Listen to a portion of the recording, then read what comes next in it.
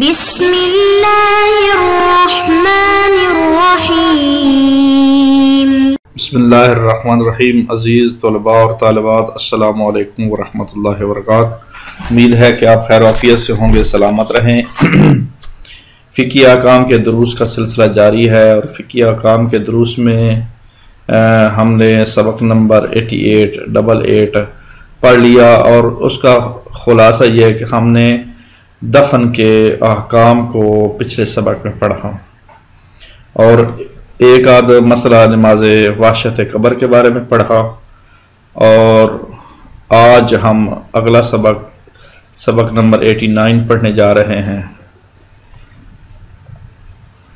89 میں ہمارے موضوع بحث جو ہے نماز وحشت قبر اور نبش قبر کا کھودنا، اس بارے میں ہمارے فقہی مسئلے بیان ہوں گے انشاءاللہ۔ توضیح المسائل میں سے 628 629 سے ہم شروع کریں گے، اس طرح ترتیب وار ہم فقہی احکام کو ذکر کریں گے۔ مسئلہ نمبر 628، اس کا ٹائٹل اور عنوان نماز وحشت قبر ہے۔ نماز وحشت میت کے دفن کے بعد پہلی رات کو کسی وقت بھی پڑھی جا سکتی ہے، لیکن بہتر یہ ہے کہ اول شب میں نماز عشاء کے بعد پڑھی جائے۔ بہتر یہ ہے کہ مغرب اور عشاء کی نماز جب ہم پڑھ لیں تو اس کے بعد نماز وحشت قبر کو پڑھا جائے۔ جی، مسئلہ نمبر 629، اس کا ٹائٹل اور عنوان بھی نماز وحشت قبر ہے۔ اگر میت کو کسی دور کے شہر میں لے جانا مقصود ہو یا کسی اور وجہ سے اس کے دفن میں تاخیر ہو جائے تو نماز وحشت کو اس کے سابقہ طریقے کے مطابق دفن کی پہلی رات تک ملتوی کر دینا چاہیے۔ دوبارہ مسئلے کو سمجھیں۔ اگر میت کو کسی دوسرے شہر میں لے جانا مقصود ہو جو دور ہو یا کسی اور وجہ سے اس کے دفن میں تاخیر ہو جائے تو نماز وحشت قبر کو اس کے سابقہ طریقے کے مطابق دفن کی پہلی رات تک ملتوی کر دینا چاہیے۔ جی، تو مسئلہ نمبر 630، اس کا ٹائٹل اور عنوان نبش قبر۔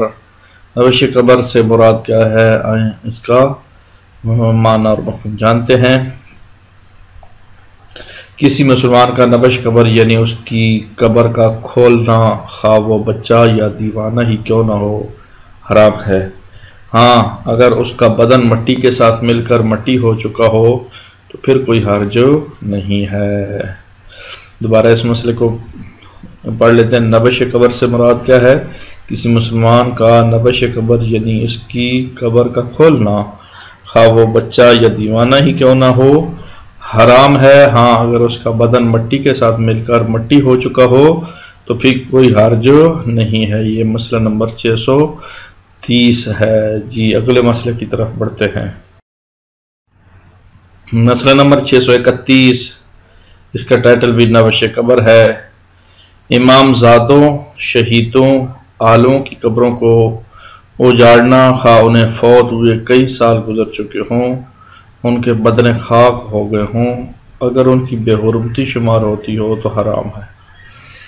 شہیدوں، امامزادوں، عالموں کی قبروں کو اجاڑنا اور کھولنا حرام ہے، خواہ وہ بس کئی سال گزر چکے ہو، عرصہ گزر چکا ہو۔ نبش قبر مسئلہ نمبر 632، اس کا ٹائٹل اور عنوان بھی ہے۔ چند صورتیں ایسی ہیں جن میں قبر کا کھولنا حرام نہیں ہے۔ ہر چیز میں مستثنیات ہوتی ہیں، تو اس مسئلے میں بھی مستثنیات موجود ہیں۔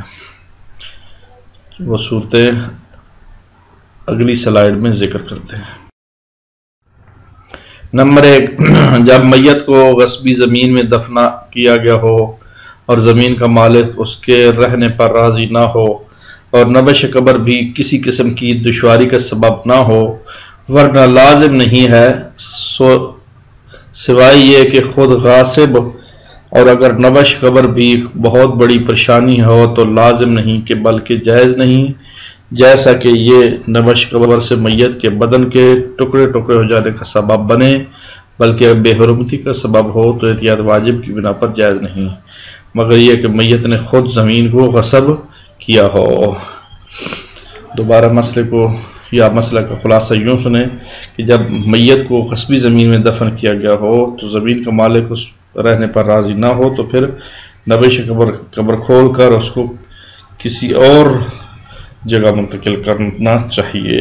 ہاں، دوسری صورت کہ اگر نبش قبر کریں گے، قبر کھودیں گے تو میت کے جسم کے ٹکڑے ٹکڑے ہو جائیں گے اور وہ بے احترامی شمار ہوگی تو پھر جائز نہیں ہے، یعنی پھر جو ہے وہ اس کو اسی زمین میں دفن رہنے دیا جائے۔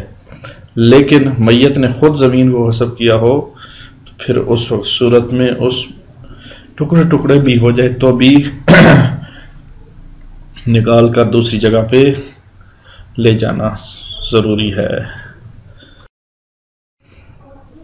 نمبر 2 یعنی نمبر 2 وہ صورتیں جن میں نبش قبر ہو سکتا ہے، جب کفن یا کوئی اور چیز جو میت کے ساتھ دفن کی گئی ہو غصبی ہو اور اس کا مالک اس پر راضی رضامند نہ ہو، وہ قبر میں رہے۔ اگر خود میت کے مال میں سے کوئی چیز اس کے وارثوں کو ملی ہو، اس کے ساتھ دفن ہو گئی ہو اور اس کے وارث اس بات پر راضی نہ ہوں کہ وہ چیز قبر میں رہے تو اس کی بھی یہی صورت ہے۔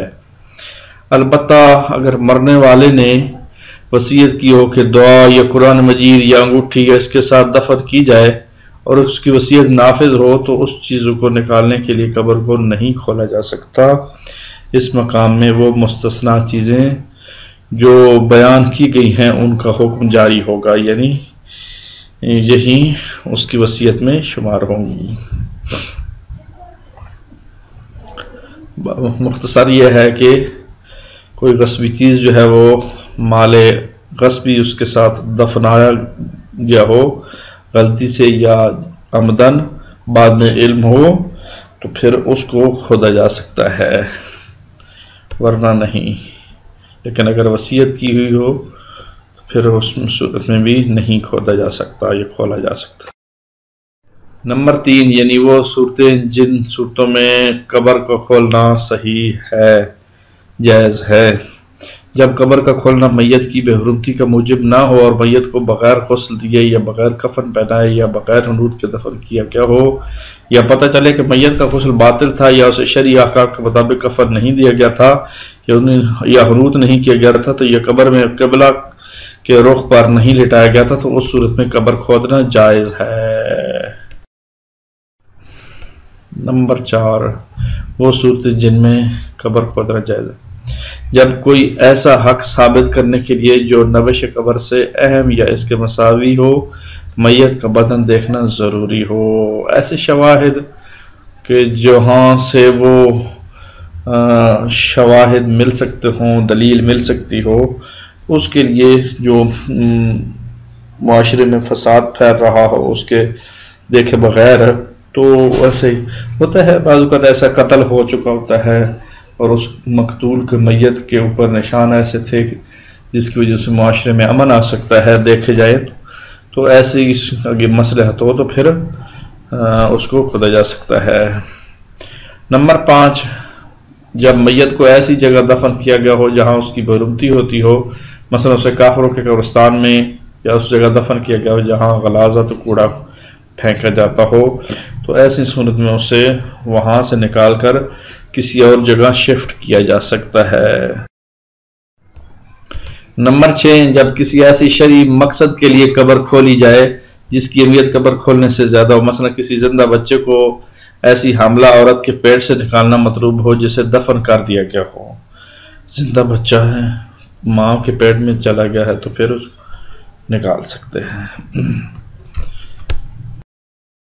نمبر 7 جب خوف ہو کہ درندہ میت کو چیر پھاڑ ڈالے گا یا سیلاب اسے بہا لے جائے گا یا دشمن اسے نکال لے گا، تو اس خوف کو ملحوظ خاطر رکھتے ہوئے اس میت کی قبر کو کھودا جا سکتا ہے۔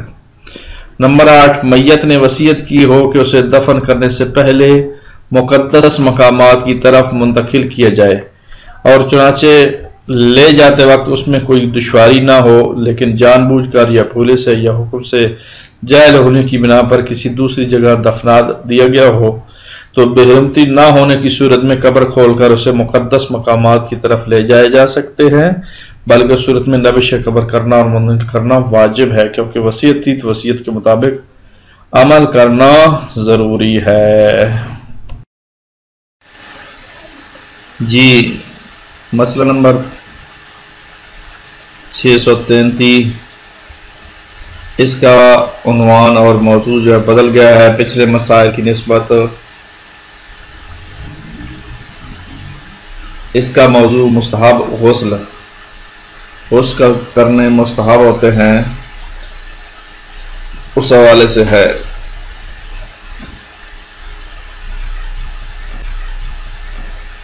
متن کو پڑھ لیتے ہیں پہلے۔ اسلام کی مقدس شریعہ میں بہت سے غسل مستحب ہیں، جن میں سے کچھ یہ ہیں۔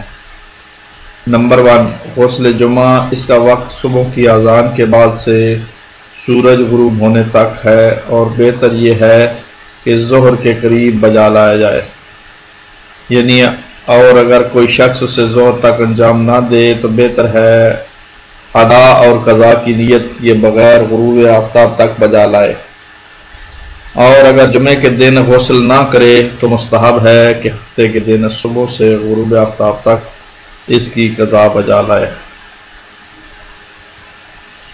اور جو شخص جانتا ہو کہ اسے جمعے کے دن پانی میسر نہ ہوگا تو وہ رجاء جمعرات کے دن غسل انجام دے سکتا ہے،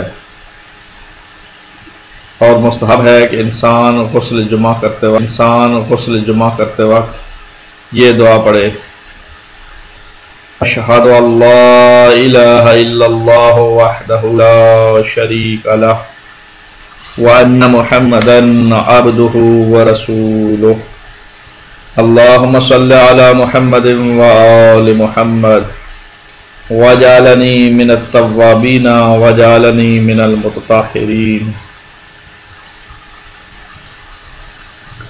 تو اس سلائیڈ کا نیا مسئلہ اور مسئلہ نمبر 633،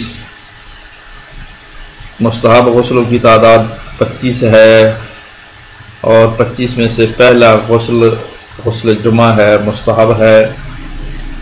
اس کا وقت بیان کیا گیا ہے، اور اس کے کرتے وقت دعا جو پڑھنی چاہیے اس کو ذکر کیا گیا ہے۔ اور اس طرح اس کو اگر کوئی انجام نہیں دے پاتا جمعے کے روز تو پھر ہفتے کو بھی دے سکتا ہے انجام۔ اس کی اہمیت کو اجاگر کیا گیا ہے، واضح کیا گیا ہے کہ یہ بڑا اہم کہ جمعے کے دن غسل کیا جائے روز جمعہ کا۔ تو یہ پہلا غسل مستحب جو تھا، اب آگے مرحلے میں دوسرے مستحب غسلوں کی لسٹ اور فہرست موجود ہے، اس کو پڑھیں۔ نمبر 2 تا 7، یعنی یہ 5-6 غسل ماہ رمضان کی پہلی اور 17ویں رات اور 19ویں 21ویں 23ویں رات کے پہلے حصے کا غسل اور 24ویں رات کا غسل، یہ غسل بھی مستحب ہے۔ 8 اور 9، عید الفطر اور عید القربان کے دن کا غسل۔ اس کا وقت صبح کی اذان سے سورج غروب ہونے تک ہے، اور بہتر ہے یہ ہے کہ عید کی نماز سے پہلے کر دیا جائے۔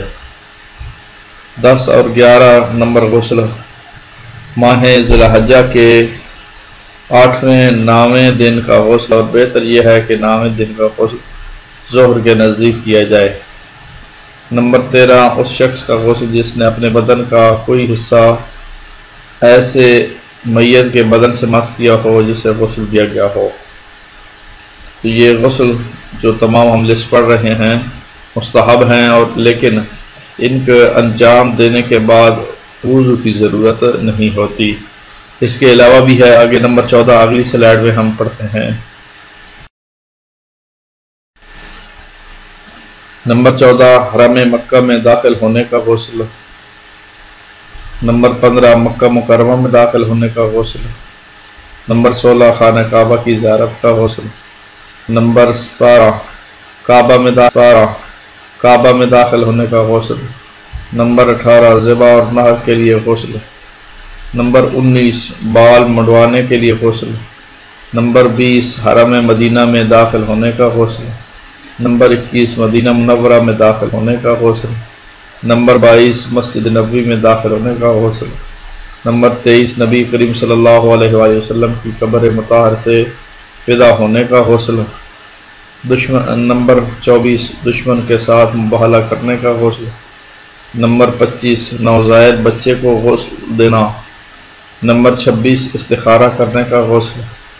نمبر 27 طلب باران کا غسل۔ یہ سارے مستحب غسل ہیں اور ایک کرنے کے بعد وضو کی ضرورت نہیں ہوتی، نماز پڑھ لی جائے یا قرآن کو ٹچ کیا جائے تو کوئی حرج نہیں ہے۔ آج کے لیے اتنا ہی کافی، باقی انشاءاللہ اگلی کلاس میں اگلے درس میں انشاءاللہ اللہ تعالیٰ آپ لوگ کا حامی و ناصر ہو۔ خدا حافظ و ناصر۔